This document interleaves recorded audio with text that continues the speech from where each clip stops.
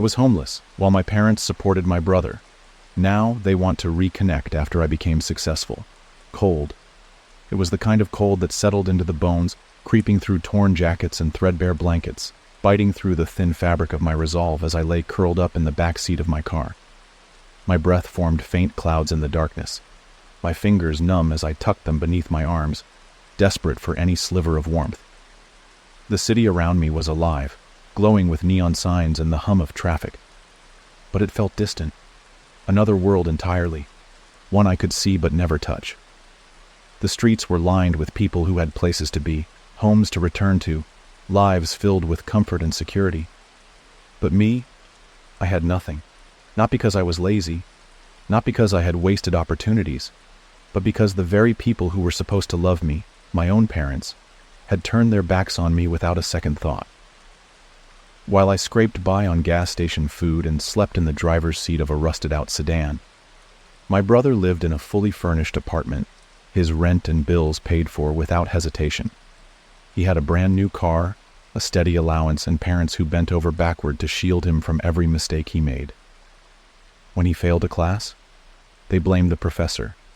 When he lost a job, they said it wasn't the right fit. And me? When I lost everything, when I had nowhere to go, when I called them with desperation thick in my throat, pleading for help, they told me to figure it out. I still remembered the exact words my father had said, his voice calm, dismissive, as if I were some stranger asking for a favor. Life's not fair. You're an adult now. You need to stop expecting handouts. A handout? That was what they had called it when I had asked for a roof over my head, when I had begged to sleep on their couch, just until I could save enough to get back on my feet. But for my brother, it wasn't a handout. It was help. It was support. It was love. And so, I learned to survive on my own. I took every job I could find, washing dishes in the back of a dingy diner, scrubbing floors in buildings where people wouldn't even look me in the eye, stocking shelves overnight just to make enough for a few meals and a half tank of gas. Some nights, I slept in my car. Other nights, when I was lucky, I crashed on the couch of someone kind enough to offer, always knowing it was temporary, always feeling the weight of being unwanted wherever I went. But I never gave up. I worked. I saved. I scraped together whatever I could until, piece by piece, I built something they never thought I would have. Success. Real, undeniable success. I clawed my way out of the gutter they left me in. I found a job that paid well, better than well. I climbed the ladder, took risks, invested wisely, and turned my desperation into determination, my struggle into power. And now? Now, I had more than just stability. I had wealth. A penthouse apartment with floor-to-ceiling windows overlooking the city skyline. A car that started with the push of a button instead of a whispered prayer. A wardrobe of tailored suits and shoes that didn't have holes in the soles. I had built everything from nothing. And just when I thought I had left my past behind, just when I had finally stopped thinking about the nights spent shivering in my car, the hunger gnawing at my ribs, the loneliness pressing down on my chest, they came back. The parents who had turned their backs on me. The ones who had let me suffer while they pampered my brother. They wanted to reconnect. And I had to wonder, was it really about family? Or did they just want a piece of the success they never believed in? The first sign of their sudden concern came in the form of an email. I had almost ignored it entirely, thinking it was just another piece of spam cluttering my inbox. But the subject line made me pause, my eyes narrowing at the words staring back at me. From Dad. Subject, we need to talk. I hesitated for only a moment before clicking it open, already bracing myself for whatever self-serving nonsense he had decided to send my way. The email was brief, almost absurdly so, considering the years of silence that had stretched between us. Hey, my name. It's been a long time. Your mother and I have been thinking about you a lot lately. We miss you. I know things haven't been perfect between us, but we'd really like to reconnect. Maybe have dinner sometime? Just let us know when you're free. Love, Dad. I stared at the words, my fingers tightening around the mouse. We miss you. We'd really like to reconnect. Where was this concern when I was sleeping in my car? Where was this love when I was breaking my back just to afford a meal? Where was this family when I had begged for a sliver of the support they had handed my brother without question? I closed the email without replying. But the silence didn't last long. A few days later, the calls started. Unknown numbers at first, ones I didn't answer assuming they were spam. But then I saw the name flash across my screen, the one I hadn't seen in years. Mom. My stomach twisted. She hadn't called me when I had been homeless. Not when I had been struggling to find a meal. Not when I had been alone on holidays, curled up in my freezing car while my brother enjoyed a full feast at her table. And now, suddenly, she wanted to talk. I let the call go to voicemail. Then another. And another. Finally, when the fifth call came through, I answered. I didn't say anything at first, just held the phone to my ear, waiting. A hesitant voice crackled through the speaker. Hello? I let the silence stretch, long and heavy. Hello, Mom, I said finally, my voice flat. A sharp inhale. Oh, honey, it's so good to hear your voice. I didn't respond. She cleared her throat. Your father and I have been trying to reach you. We just want to see you. It's been so long. I almost laughed. It has been, I said coolly. Your choice, if I remember correctly. A pause. Sweetheart, that's not fair. Fair? I repeated, cutting her off. You want to talk about fair? She faltered. I know things weren't perfect. You left me homeless. Silence. She didn't have an excuse, didn't have a deflection, didn't have a carefully crafted lie to smooth over the past. I let the weight of my words sink in before speaking again, my voice steady. I figured it out, I said, just like you told me to. Another pause, then softly, too softly, she asked, Can we see you? I smiled, but there was no warmth in it. I'll think about it. And then, without another word, I hung up. Hanging up should have felt like a victory. I should have felt powerful, unshaken, like I had won some invisible battle that had been raging for years. But as I sat there, the weight of my phone pressing into my palm, a bitter taste settled on my tongue. It wasn't regret.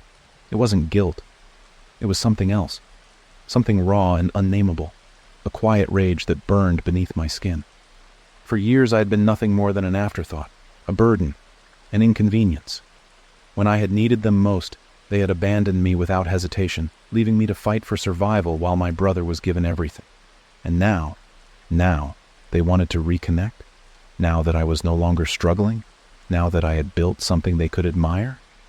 I had no doubt what this was about. It wasn't love. It wasn't remorse. It was greed. They had spent years throwing scraps at my brother, pouring money into his failures, bailing him out of every mistake. And now, with my success looming over them like a mirror reflecting all the ways they had failed, they wanted to rewrite history. They wanted to pretend it had never happened. They wanted to pretend they had always been my family. And I was supposed to let them. I let out a slow breath, standing from my chair as I made my way to the floor-to-ceiling windows of my penthouse. The city stretched beneath me, alive and endless, the skyline illuminated with flickering lights and towering buildings. This was mine, all of it. I had built this life with my own hands, without their help, without their support, without a single ounce of their love. And they didn't get to waltz back into my world just because it was convenient for them now. Another call buzzed against the surface of my desk. I didn't even have to look. I already knew who it was. I let it ring, the sound filling the otherwise silent room, each tone a reminder that I was in control now, that they were the ones waiting for me. Finally, the ringing stopped. And then, a voicemail. Curious, I picked up my phone, pressing play as I held it to my ear. My mother's voice crackled through the speaker, hesitant, softer than I remembered. Sweetheart, I know you're upset. I scoffed, shaking my head. Upset? She had no idea. We didn't mean for things to happen the way they did. We didn't know what to do. Your brother needed us. He was always so lost, so reckless, and we thought we were doing the right thing. The right thing. Leaving your child homeless while you coddle the other. interesting definition of right. The message continued. But we love you, sweetheart. We always have. And we just want to fix this. We want our family back. Please, just call me. The message ended with a quiet beep. For a long moment, I just stood there, staring at my phone, the words rattling in my mind like loose change. We want our family back. That was the thing about people like them. They only called it a family when it suited them. When I had been suffering, they hadn't wanted a family then.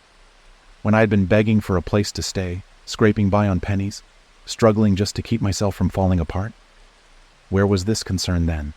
And yet, despite everything, despite knowing exactly what they were, knowing the kind of people they had always been, I could feel something ugly and familiar curling in my chest.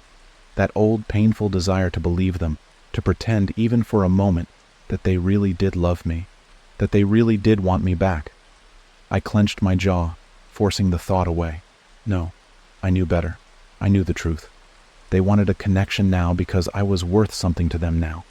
Not because of love, not because of regret, because of money. And I wasn't about to let them take a single thing from me.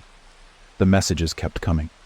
Voicemails from my mother, texts from my father, and even a single half-hearted attempt from my brother, who, true to form, only messaged me once and then immediately disappeared when I didn't respond. I ignored them all, but they weren't getting the message. Because 2 days later, my doorman called up to my penthouse, his voice hesitant as he spoke through the intercom. "Sir, there's a woman here to see you. She says she's your mother?" My fingers tightened around my glass of whiskey. Of course she had come. I exhaled slowly, setting the glass down on the marble countertop before pressing the button on the intercom. "Send her away." A pause. She's being pretty persistent." I clenched my teeth. "Then tell her to leave." Silence. Then his voice came back, slightly strained. "Understood, sir." I hung up, my fingers drumming against the counter as I waited. A part of me expected another call, a message, some desperate attempt to guilt me into coming downstairs. But none came. Instead, minutes passed. Then an hour. And finally, silence. She was gone. Just like that. I should have felt relief, should have felt triumph. But instead I felt nothing. Nothing at all. I turned away from the intercom, grabbing my glass again as I walked toward the massive windows overlooking the city.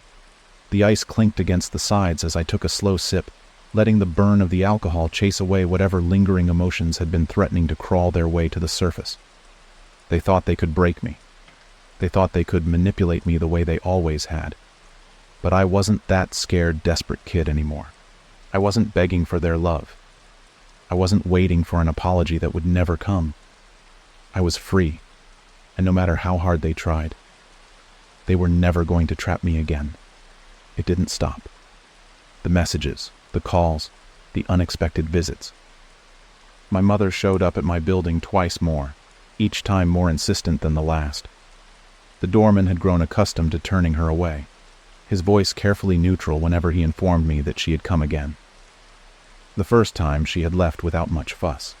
The second time she had cried. But I knew better than to believe those tears. She wasn't crying for me. She was crying for herself. Crying because the son she had discarded had become someone she could no longer control. My father's attempts were less theatrical, more measured. The messages he sent were calculated, deliberate in their wording. He never begged or pleaded. He was too proud for that. But there was an underlying demand beneath his words. "Your mother is very upset. You should call her.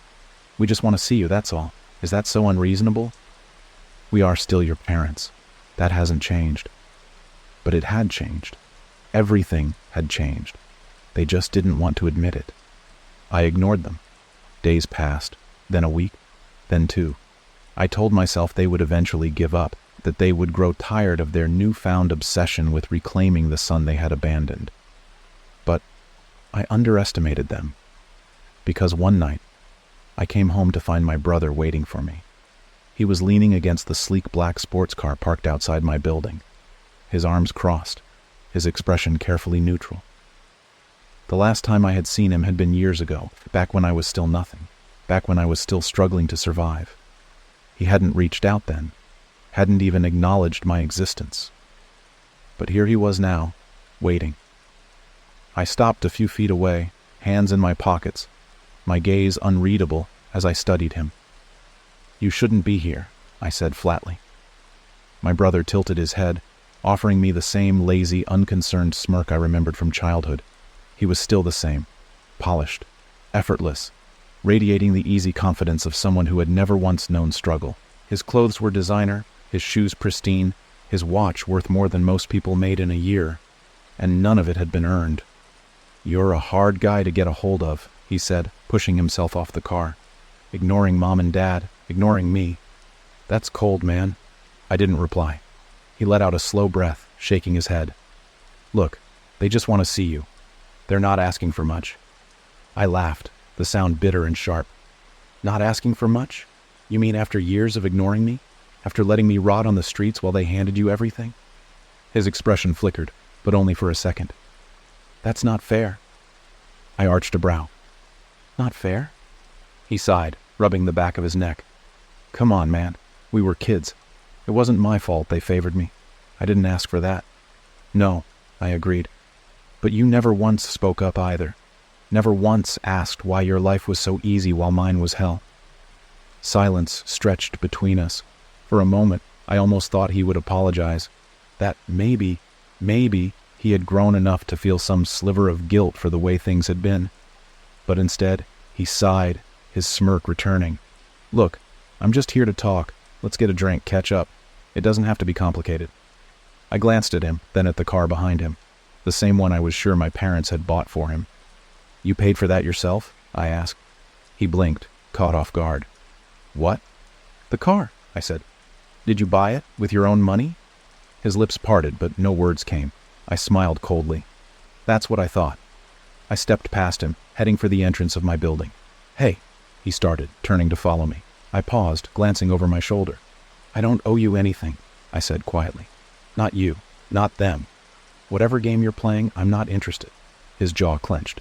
"It's not a game." "Then why are you here now?" I asked. "Why now, after all these years? Where was this brotherly concern when I had nothing?" His silence was all the answer I needed. I turned away, walking through the doors without another word. The next morning, I received another message. This one was different. No more fake concern. No more carefully worded attempts at guilt. "You're being selfish. We are still your family. You will regret this one day." Ah, there it was. The real them. The polite facade had finally cracked, revealing the entitled, bitter truth beneath. I read the message once, then again, and then I blocked the number. The silence after blocking their numbers should have felt empty. Instead, it was liberating. I wasn't waiting for a call that would never come, wasn't hoping for an apology that would never be spoken. There was no more lingering desire for closure, no more pointless prayers that they might finally understand the damage they had done. They were gone, and I had made sure of it. But like any parasite, they weren't willing to let go so easily, because a week later I came home to find them waiting for me. All three of them, my parents, my brother, standing outside the glass doors of my building, my mother with tear-streaked cheeks, my father with his arms crossed in irritation, and my brother watching with quiet amusement, as if this were some sort of game. I sighed, adjusting the cuffs of my suit before stepping toward them, my pace slow, deliberate. They saw me immediately. My mother's face lit up with something that might have been relief, or maybe just triumph. My father's mouth pressed into a thin line, as though he had expected me to keep running from them forever. And my brother? He smirked, because he thought he had won. I stopped a few feet away, hands in my pockets, my expression unreadable. "Really?" I said flatly, glancing between them. "This is what we're doing now? Stalking me outside my own home?" My mother flinched at my words. "Sweetheart, please, don't call me that." She swallowed, her hands wringing together. "We just want to talk. You've ignored us long enough." I arched a brow. "I ignored you?" A hollow laugh slipped from my lips. "That's rich." "Son," my father said, his voice even, measured. "This is ridiculous. We're family. Whatever happened in the past..." "Whatever happened," I repeated, my voice sharp enough to cut glass. "You mean when you let me live in my car? When you ignored every call, every desperate message? When you turned your backs on me like I was nothing?" My mother sniffled. "We made mistakes." "Mistakes?" I let the word hang in the air. "That's what you call it?" She nodded quickly. Yes, mistakes. We didn't handle things well, and we regret that. But we're here now, aren't we? We're trying."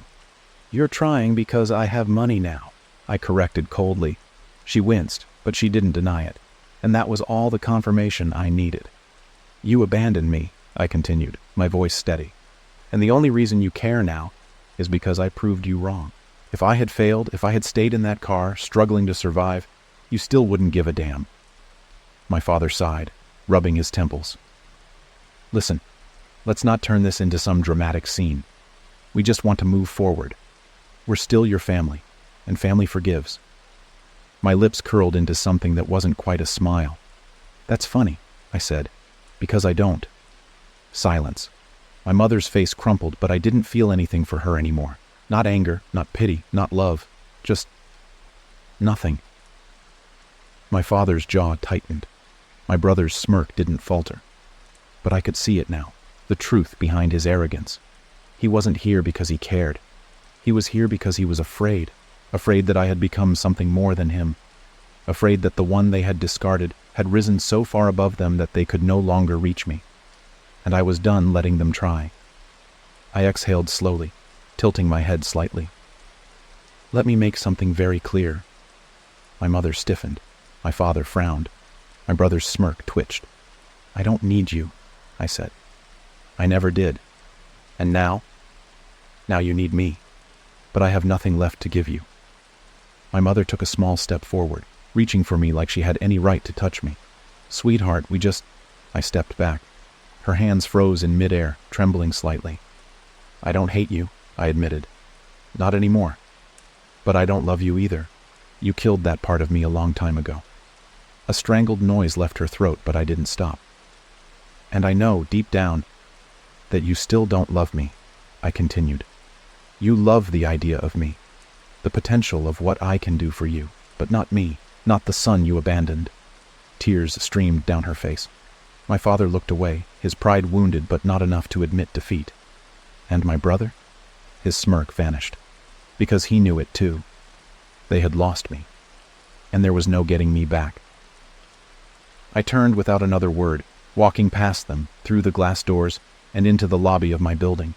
I didn't look back, didn't pause, didn't hesitate, because I had already given them enough of my life. Too much.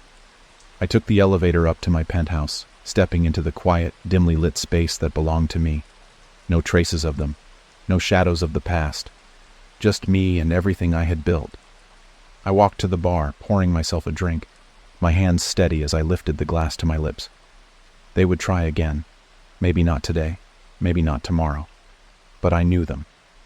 They weren't the kind of people who simply accepted defeat. And yet, they had already lost.